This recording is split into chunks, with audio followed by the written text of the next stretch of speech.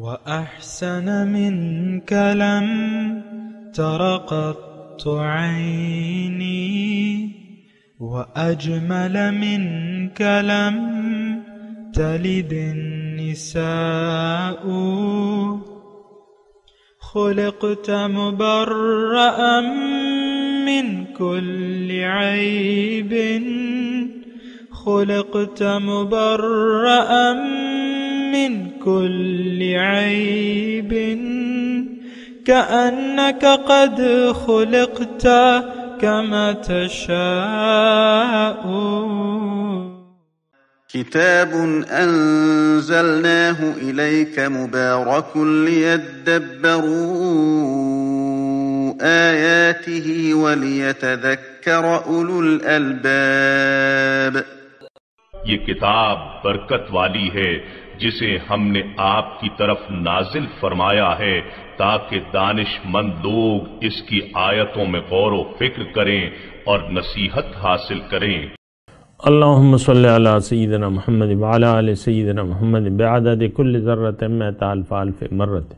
سامعین و ناظرین اکرام، السلام علیکم ورحمۃ اللہ وبرکاتہ. اکرام، سورہ رعد درس 1030 آیت نمبر 37 سے 39. آج کا موضوع، کیا ہم اللہ تعالیٰ کی ہدایت کے برعکس زندگی گزار رہے ہیں؟ اس کے ساتھ آج کے سبق کا آغاز کرتے ہیں. سب سے پہلے گزشتہ سبق کا اعادہ ہوگا. اعوذ باللہ من الشیطان الرجیم. پناہ مانگتا ہوں میں اللہ کی شیطان مردود سے. بسم اللہ الرحمن الرحیم. شروع اللہ کے نام سے جو بڑا مہربان نہایت رحم والا ہے. والذین آتیناہم الکتاب یفرحون بما انزل الیک ومن الاحزاب من ينکر بعضه قل انما امرت ان اعبد الله ولا اشرك به الیہ ادعو و الیہ مآب. اور جن لوگوں کو ہم نے کتاب دی ہے وہ اس کتاب سے جو تم پر نازل ہوئی ہے خوش ہوتے ہیں، اور بعض فرقے اس کی بعض باتیں نہیں بھی مانتے. کہہ دو کہ مجھ کو یہی حکم ہوا ہے کہ خدا ہی کی عبادت کروں اور اس کے ساتھ کسی کو شریک نہ بناؤں. میں اسی کی طرف بلاتا ہوں اور اسی کی طرف مجھے لوٹنا ہے. سامعین کرام، سورہ رعد آیت نمبر 37. وَكَذَلِكَ أَنزَلْنَاهُ حُكْمًا عَرَبِيًّا. اسی طرح ہم نے یہ کتاب نازل کیا ہے عربی زبان میں. وَلَئِنِ اتَّبَعْتَ أَهْوَاءَهُمْ بَعْدَ مَا جَاءَكَ مِنَ الْعِلْمِ مَا لَكَ مِنَ اللَّهِ مِنْ وَلِيٍّ وَلَا وَاقٍ. اگر آپ نے پیروی کی ان کی خواہشات کی علم کے آ جانے کے بعد، تو اللہ تعالیٰ سے بچانے کے لیے تمہارا کوئی نہ دوست ہوگا اور نہ کوئی بچانے والا، نہ کوئی حمایتی، نہ کوئی بچانے والا. واقع سامعین کرام، اہم آیت ہے اور بالواسطہ اس کے مخاطب ہم ہیں. نبی کی ذات تو مبرہ ہے، ہر قسم کی غلطی سے، گناہ سے، عصیان سے مبرہ ہے. لیکن اس آیت میں دیکھیں، گزشتہ آیت میں کیا تھا؟ اگر آپ کو یاد ہو، انما امرت ان اعبد اللہ ولا اشرک بہ الیہ ادعو و الیہ مآب. یہ گزشتہ آیت کا مرکزی نقطہ تھا. اور دیکھیں، آج کی جو آپ نے ترجمہ سنا کہ ہم نے اس یہ نازل کیا ہے عربی زبان میں، یہ کلام اتارا ہے عربی زبان میں. تو میں آپ کو یہ کہہ رہا تھا کہ دیکھیں، وَلَئِنِ اتَّبَعْتَ أَهْوَاءَهُمْ مِنْ بَعْدَ مَا جَاءَكَ مِنَ الْعِلْمِ مَا لَكَ مِنَ اللَّهِ مِنْ وَلِيٍّ. اس کے مخاطب ہم ہیں، انسان ہے. دیکھیں، اس میں ایک تو خواہشات نفسانی کی بات ہے، ایک علم کی بات ہے، حکم کی بات ہے. اور یہ بات نوٹ کر لیں کہ اللہ ان الحکم الا للہ، یہاں حکم کا تذکرہ ہے نا، وَكَذَلِكَ أَنزَلْنَا حُکْمًا، یہ حکم جو ہے، اب حکم تو مالک الملک دے گا، رب العالمین دے گا، جو پیدا کرنے والا ہے وہ دے گا، اور الا لہ الخلق والامر، جان لو کہ مخلوق اس کی ہے اور حکم بھی اسی کا ہوگا، لہ الحکم والیہ ترجعون، حکم اسی کا ہے اور اسی کے پاس واپس جانا ہے۔ یہ میں تھوڑی سی بات چیت اس لیے کر رہا ہوں سامنے کرام، ایک تو قرآن سے ہم ویسے گزر جاتے ہیں، اس کی اہمیت پر ہم اتنا غور نہیں کرتے جتنا کہ کرنا چاہیے۔ اس میں بھی تقریباً نچوڑ بیان کیا گیا ہے، ان بین السطور میں نچوڑ ہے، اور وہ میں آپ کو یہ کہہ رہا ہوں، نچوڑ کیا ہے؟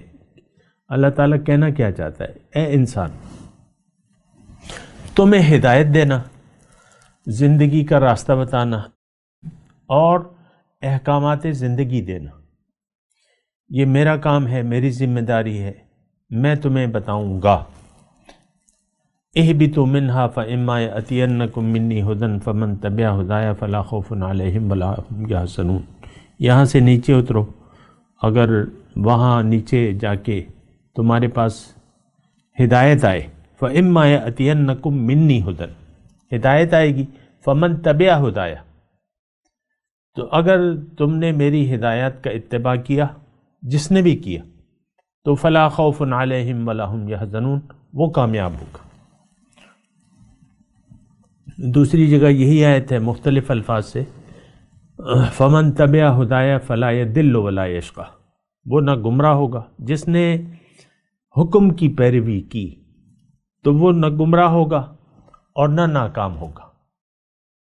یہ بات ہماری سمجھ میں نہیں آتی، اور میں قرآن بھی بار بار بیان کرتا ہے، اللہ تعالیٰ نے بار بار بیان، گزشتہ آیت میں بھی یہ تھا، مختلف الفاظ تھے، یہاں پہ ذرا مختلف مضمون ہے، بات ایک ہی ہے کہ حکم کی تابعداری کرنی ہے، خواہشات نفس کے مطابق زندگی نہیں گزارنی۔ وَلَئِنِ اتَّبَعْتَ أَهْوَاءَهُمْ بَعْدَ مَا جَاءَكَ مِنَ الْعِلْمِ، یعنی اس کا مطلب کیا ہے؟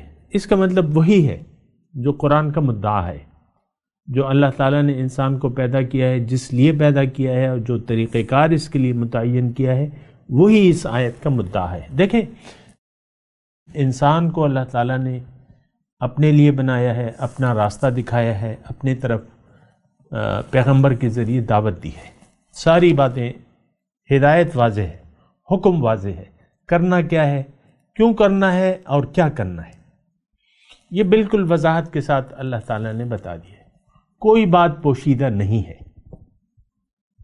دیکھیں، ملاقات کی بات اللہ تعالیٰ اکثر فرماتا رہتا ہے، قل انما انا بشر مثلکم یوحی الی انما الہکم الہ واحد فمن کان یرجو لقاء ربہ فلیعمل عملا صالحا ولا یشرک بعبادۃ ربہ احدا۔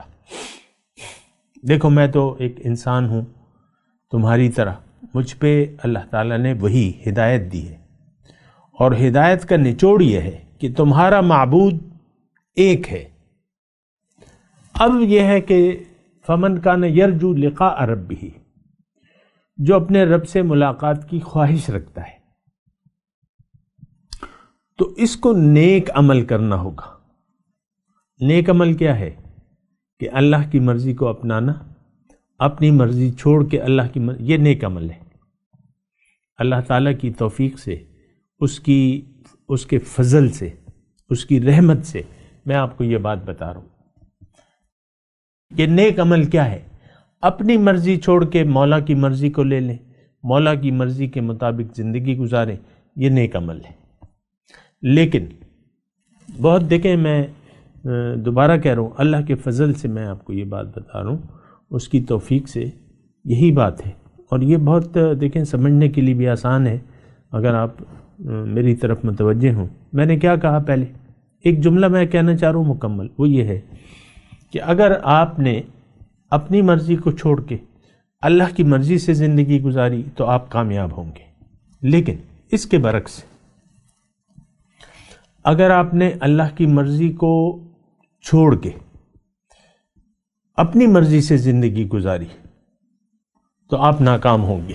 یہ دوبارہ میں دہرا دیتا ہوں، اگر آپ نے اللہ کی مرضی اختیار کر لی، اپنی مرضی چھوڑ دی تو آپ کامیاب ہیں۔ اگر آپ نے اللہ کی مرضی چھوڑ دی اور اپنی مرضی سے آپ نے زندگی گزارنا شروع کر دی تو آپ ناکام ہوں گے۔ اور یہ بات دیکھیں، یہ بڑی بنیادی بات ہے، اور میں آپ کو کہہ رہا ہوں اس بات کو ذرا نوٹ کر لیں، اپنے ذہن میں نوٹ کریں، کاغذ قلم کی سے نہیں۔ عمومی طور پہ ہم سب اپنی مرضی سے زندگی گزارنے کے خواہاں ہیں۔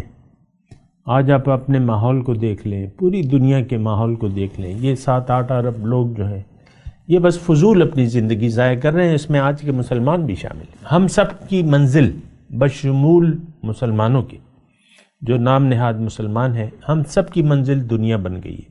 آج کا انسان دنیا کے لیے زندہ ہے اور دنیا ہی کے لیے اس نے اپنی تمام قوتیں وقف کر دی ہیں۔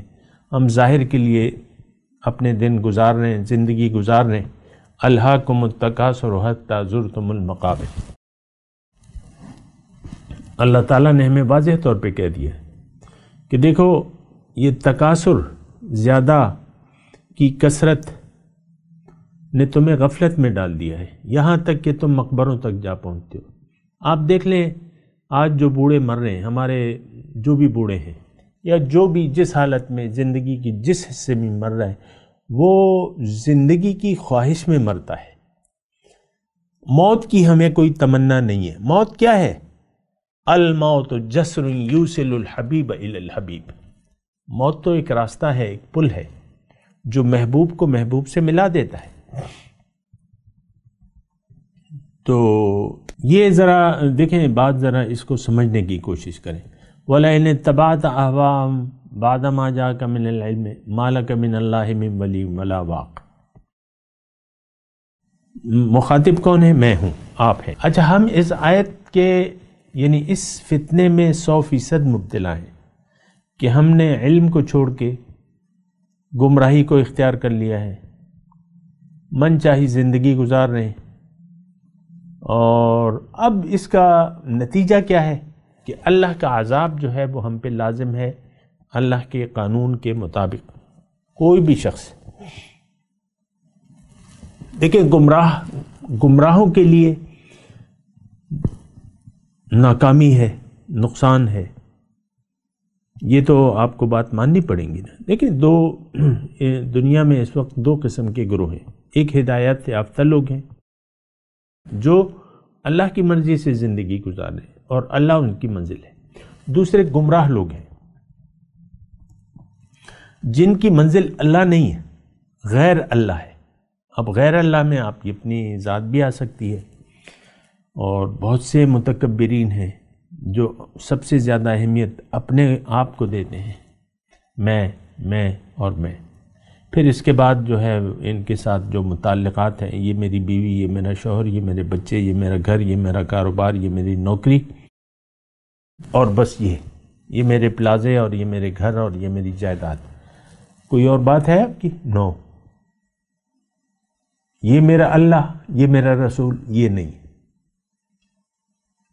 اور یہ میری روح، یہ بھی ہم نہیں کرتے۔ روح کو تو دیکھیں ہم بھلا کے زندگی گزار رہے ہیں، اور یہ نہایت خطرناک بات ہے، نہایت خطرناک ہے۔ اپنے آپ کو بھلا کے زندگی، اس کی وجہ یہ ہے کہ ہم نے اپنے اللہ کو بھلا دیا ہے۔ اور واضح طور پہ اللہ تعالیٰ نے ہمیں یہ کہا ہے کہ ایک تو تم دنیا کے دھوکے میں نہ آنا، فلا تغرنکم الحیات الدنیا، دنیا کی زندگی تمہیں دھوکے میں نہ ڈال دے۔ اچھا، دوسری بات اللہ تعالیٰ نے یہ کہی ہے کہ ولا تکونوا کالذین نسوا اللہ فانساہم انفسہم، ان لوگوں میں سے نہ ہو جانا جنہوں نے اللہ کو بھلا دیا، نتیجتاً اللہ تعالیٰ نے ان سے ان کا آپ بھلا دیا، فانساہم انفسہم۔ اور یہ تو آج ہمارا بالکل واضح طور پہ یہ رویہ ہے، اور یہ نہیں ہونا چاہیے، اور یہ بڑا نقصان دہ ہے، میں صرف گزارش ہی کر سکتا ہوں، تو کیونکہ زور تو نہ اللہ کرتا ہے اور نہ ہمیں کرنے کی اجازت ہے، اور نہ ایسے زور زبردستی سے تو کوئی کام نہیں ہے۔ یہ تو تمام اللہ کا راستہ، اللہ کو منزل بنا لینا، یہ تو سارا شوق کا کام ہے۔ حدیث میں واضح طور پہ ہے کہ من احب لقاء اللہ احب لقاءہ ومن کرہ لقاء اللہ کرہ لقاءہ۔ جس نے ناپسند کیا، ناگوار جانا اللہ کی ملاقات کو، تو اللہ بھی اس کی ملاقات کو ناگوار سمجھے گا۔ ومن کرہ لقاء اللہ کرہ لقاءہ، اور جس نے نہیں، من احب لقاء اللہ اس طرح سے شروع ہوتی ہے وہ حدیث، جس نے محبوب جانا اللہ کی ملاقات کو، اللہ تعالیٰ بھی اس کی ملاقات کو محبوب سمجھے گا۔ ومن کرہ لقاء اللہ، اور جو اللہ تعالیٰ کی ملاقات کو ناگوار سمجھے گا، کرہ لقاءہ، اللہ تعالیٰ بھی اس کی ملاقات کو ناگوار سمجھیں گے۔ اور یہ اگر قرآن میں آپ دیکھیں تو قرآن میں تو بالکل واضح ہے، قل ما یعبأ بکم ربی لولا دعاؤکم، اے لوگو اللہ تعالیٰ تمہاری کوئی پرواہ نہیں کرتا اگر تم اس کو نہ پکارو۔ فقد کذبتم فسوف یکون لزاما، اب تم نے تو جھٹلا دیا، اب اس کا نتیجہ تمہیں بھگتنا ہوگا۔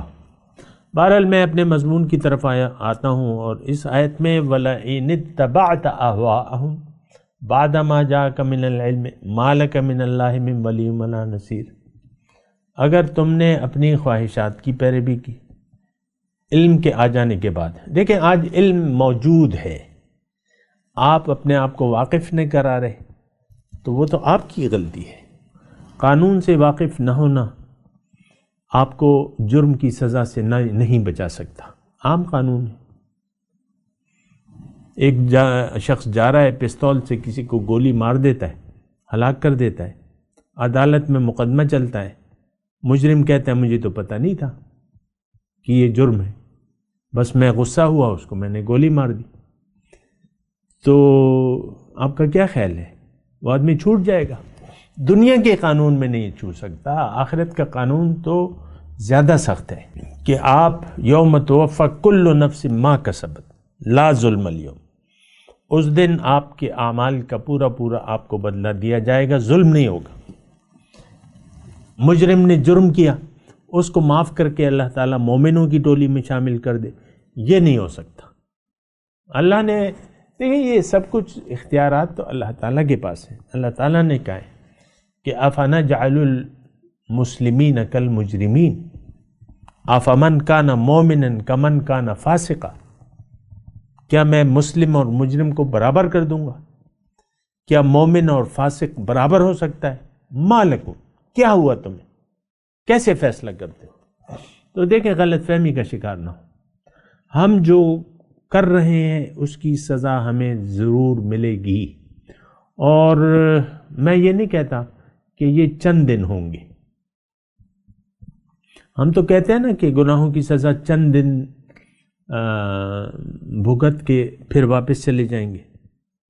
دوزخ کو ہم ہسپتال کہتے ہیں، اس میں علاج ہو جائے گا، پھر جنت میں۔ ایسا نہیں ہوگا، وہ تو صاحب ایمان لوگ جو مجرم ہیں ان سے گناہ ہو گئے تو گناہوں کی سزا بھگت کر، چونکہ وہ ایمان تو ان کے دل میں تھا، وہ چلے جائیں گے۔ لیکن ہمارے دل میں تو ذرہ برابر ایمان نہیں ہے، یہ بات ذرا نوٹ کر لیں، ذرے کا برابر۔ تو مسئلہ بہت زیادہ بگڑا ہوا ہے۔ باقی تو آپ پڑھ لیں، مالک من اللہ میں، کوئی اللہ کے مقابلے میں نہ تمہارا دوست ہوگا اور نہ بچانے والا ہوگا۔ پھر اللہ تعالیٰ فرماتا ہے کہ وَلَقَدْ أَرْسَلْنَا رُسُلًا مِّن قَبْلِكَ، آپ سے پہلے بھی میں نے رسول بھجوائے تھے، وَجَعَلْنَا لَهُمْ أَزْوَاجًا وَذُرِّيَّةً، اور ان کی بھی بیویاں تھیں اور اولاد تھی۔ مَا كَانَ لِرَسُولٍ، کسی رسول کے اختیار میں نہیں ہے، ان یأتی بآیۃ، کہ وہ اللہ تعالیٰ کے حکم کے بغیر کوئی معجزہ دکھا دے، لکل اجل کتاب، ہر وقت کے لیے، ہر زمانے کے مناسب احکامات ہوتے ہیں۔ یمحو اللہ ما یشاء و یثبت، اللہ تعالیٰ جو چاہے موقوف رکھتا ہے اور جو چاہے باقی رکھتا ہے۔ جو کچھ یمحو اللہ ما یشاء، اللہ تعالیٰ جو کچھ چاہتا ہے مٹا دیتا ہے اور جس کو چاہتا ہے قائم رکھتا ہے۔ وَعِندَهُ الکتاب، اور الکتاب، الکتاب اسی کے پاس ہے۔ دیکھیں یہ 2 آیات میں نے آپ کو پڑھی ہیں، اس میں مضمون اتنا مشکل نہیں ہے۔ ایک تو یہ ہے ہمارا جیسا کہ خیال ہے کہ یہ آج بھی ہم کہتے ہیں کہ بھئی اولیاء اللہ آج نہیں ہے، پہلے جتنے اولیاء اللہ تھے یا جو بھی تھے، بڑے بڑے ہم اولیاء اللہ کے نام جانتے ہیں، تو آج ہم زمانے کو بانجھ قرار دیتے ہیں۔ ایسی بات نہیں ہے، یہ تو ہماری نظر کا فرق ہے، ہماری سمجھ کا فرق ہے۔ رسول یعنی دیکھیں، ایک تو یہ ہے کہ ہم آج کی میں بات کر رہا ہوں، رسولوں کی بات بھی کر لیں گے، لیکن آج جو ہے ہم کسی بھی اگر ولی اللہ کی تلاش میں ہو تو پہلے اس کی کرامت تلاش کرتے ہیں، پھر جو ان کے مریدین ہیں انہوں نے بھی کرامتیں گھڑ رکھی ہیں اپنے پیروں کی۔ یہ تو ہمارا ذہن کچھ مختلف ہے۔ اللہ تعالیٰ کا جو دعوت ہے وہ مختلف انداز میں اللہ تعالیٰ اپنی دعوت کو پیش کرتا ہے اور کرواتا ہے پیغمبروں کے ذریعے۔ تو پیغمبر کی دعوت کی بنیاد جو ہے وہ دلائل ہوتے ہیں، یہ بات نوٹ کر لیں۔ قل ھذہ سبیلی ادعو الی اللہ علی بصیرۃ انا ومن اتبعني، سورہ یوسف میں ہم ابھی پڑھ چکے ہیں کہ آپ ان سے کہہ دیجئے بھئی میرا تو مشن فقط صرف یہ ہے کہ میں لوگوں کو اللہ کی طرف دعوت دیتا ہوں، اور میرے جو پیروکار ہیں تو ان کا بھی یہی طریقہ کار ہے۔ تو ایک بات نوٹ کر لیں کہ انسان کے ذمے دعوت دینا ہے دلائل سے، پیغمبر کے ذمے، اولیاء اللہ کے ذمے، اللہ کے نائب جتنے بھی ہیں جو سچے لوگ ہیں وہ آپ کو دلائل سے بات کریں گے اور دلائل کے ذریعے دعوت دیں گے۔ کسی کی کرامت، اس کی بزرگی کی یعنی ایسی دلیل نہیں ہو سکتی کہ کرامت نہ ہو تو آپ اس کو اللہ کا نہ دوست مانیں گے، نہ نائب نبی مانیں گے، نہ وارث نبی مانیں گے۔ ایسی بات نہیں ہے، اگرچہ یہ تاثر آج کل پایا جاتا ہے، لوگ کرامتوں کے پیچھے جو ہے کرامت ہو گئی یا معجزہ ہو گیا۔ یہ پہلی آیت جو ہم نے پڑھی ہے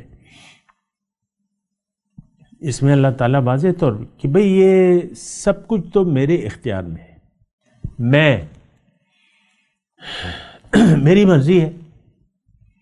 اب موسیٰ علیہ السلام جب آئے تو ان کو اللہ تعالیٰ نے معجزات پہلے سے عنایت فرما دی، لیکن آپ دیکھ لیں تاریخ کی کتب میں، قرآن میں، نہ نوح علیہ السلام نے کوئی معجزہ دکھایا، نہ قوم عاد کو کوئی معجزہ دکھایا گیا، اور نہ قوم لوط کو کوئی معجزہ دکھایا گیا۔ تو وہ تو اللہ تعالیٰ کی مرضی ہے، وہ اس کی حکمت اور اس کی مرضی ہوتی ہے۔ لیکن ایک بات بالکل واضح ہو، آپ کے سامنے واضح ہونی چاہیے کہ پیغمبر کی دعوت کی بنیاد دلیل ہوتی ہے، معجزہ نہیں ہوتا۔ ہمارے پیغمبر کے بہت سے معجزات ہیں، میں اس دن پڑھ رہا تھا کوئی 2000 کے قریب کسی نے گنوائے ہیں، جتنے بھی ہوں، لیکن سب معجزات وہ اللہ کی، وہ جب ہوئے ہیں جب اللہ نے چاہا اور اللہ کی مرضی سے ہوئے۔ چاند اگر 2 ٹکڑے ہوئے تو وہ اللہ کی مرضی تھی، انگلی حضور کی اٹھی ہے، لیکن چاند تو اللہ کے حکم سے ہوا ہے۔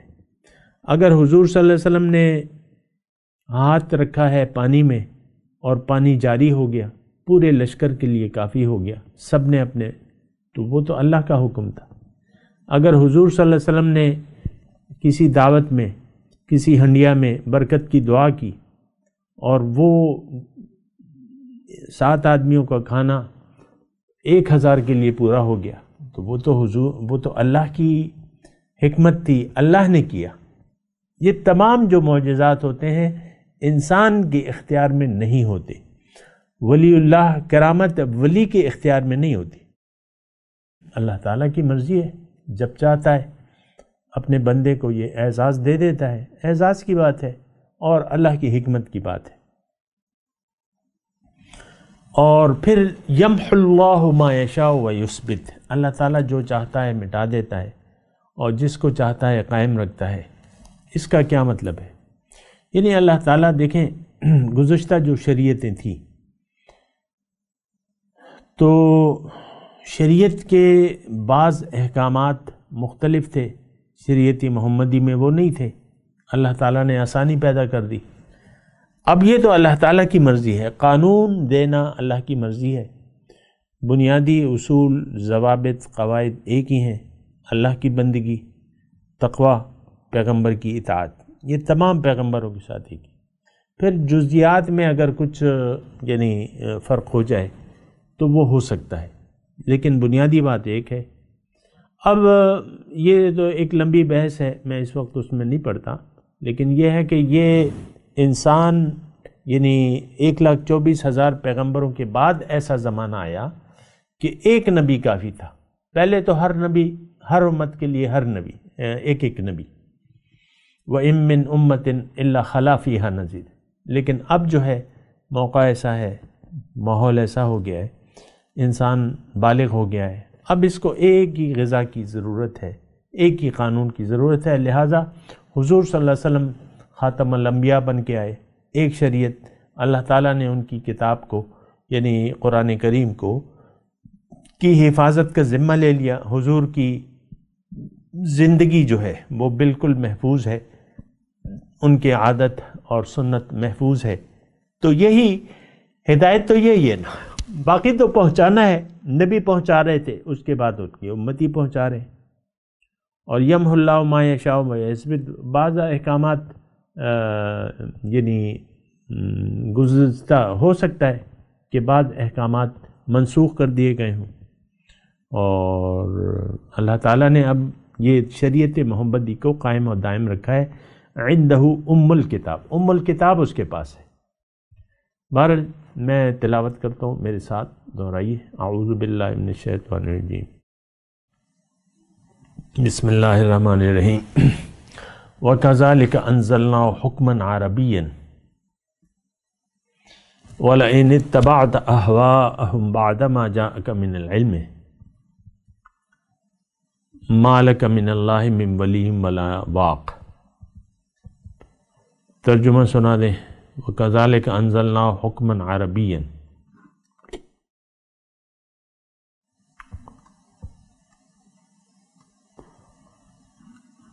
اسی ہدایت کے ساتھ ہم نے یہ فرمان عربی آپ پر نازل فرمایا ہے۔ وَلَئِنِ اتَّبَعْتَ أَهْوَاءَهُمْ بَعْدَ مَا جَاءَكَ مِنَ الْعِلْمِ مَا لَكَ مِنَ اللَّهِ مِنْ وَلِيٍّ وَلَا وَاقٍ۔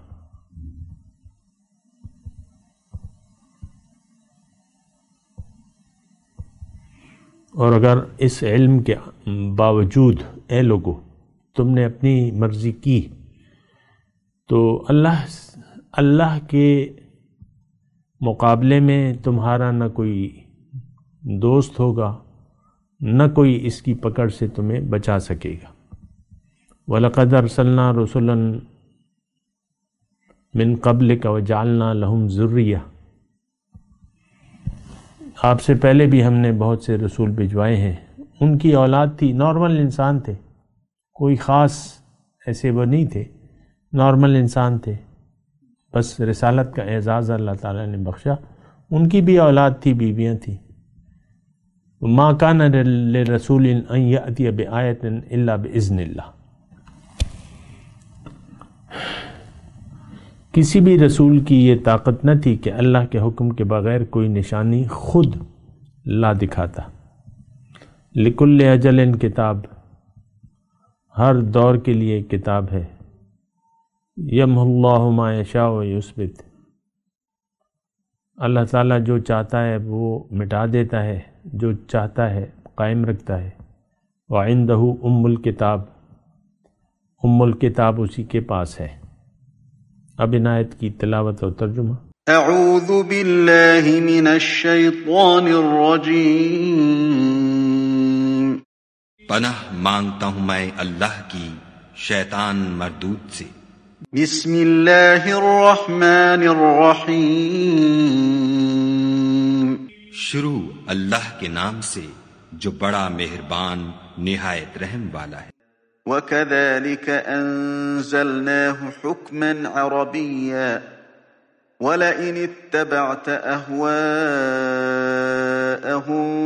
بَعْدَمَا جَاءَكَ مِنَ الْعِلْمِ مَا لَكَ مِنَ اللَّهِ مِنْ وَلِيٍّ وَلَا وَاقٍ۔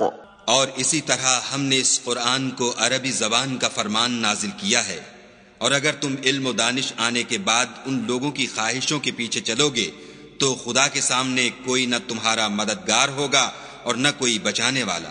وَلَقَدْ أَرْسَلْنَا رُسُلًا مِّن قَبْلِكَ وَجَعَلْنَا لَهُمْ أَزْوَاجًا وَذُرِّيَّةً وَمَا كَانَ لِرَسُولٍ أَن يَأْتِيَ بِآيَةٍ إِلَّا بِإِذْنِ اللَّهِ لِكُلِّ أَجَلٍ كِتَابٌ۔